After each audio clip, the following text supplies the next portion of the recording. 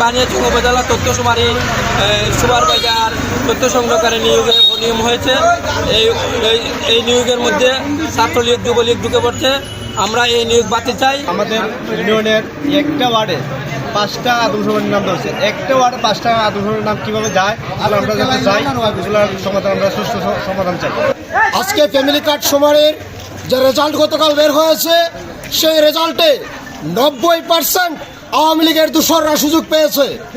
ছাত্রলীগ, যুবলীগ, এমনকি জামাতের গুপ্ত বাহিনী এই লিস্টে আসছে। বিভিন্ন বিএনপি সংগঠনের নেতৃবৃন্দ সবাই এসে উপস্থিত হয়েছে এবং এটার প্রতিবাদ জানায়।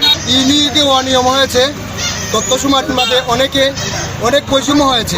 অবৈধ নিয়োগ ছাত্রলীগ, জামাতের বিভিন্ন ইউনিটের যে পদধারী যারা বা নাইন মার্কেটের আছেন তারা সুপারভাইজার তথ্য শুমারির মাঝে সব পদে তারা নাইন মার্কেটের সবাই এটার মধ্যে অংশগ্রহণ করেছে, তারা নিয়োগ পেয়েছে। কিন্তু ছাত্রদল তারা পায় নাই, তারা বৈষম্য শিকার হয়েছে।